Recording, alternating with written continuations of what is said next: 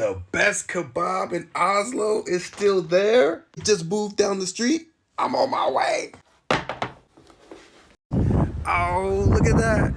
Bien's beste kebab. Hey, they ain't never lie. It is the best kebab in the city of Oslo.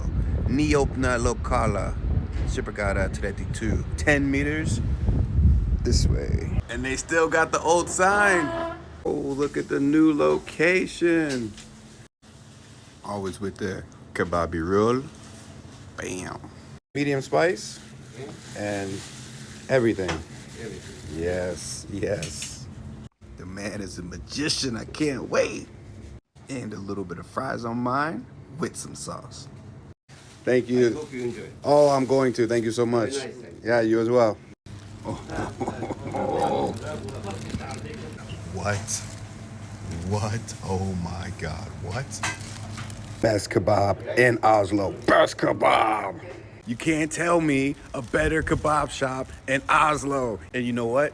If you don't agree with me, then from the bottom of my heart, I want to take this chance to apologize to absolutely nobody, because it is the best kebab in Oslo. What?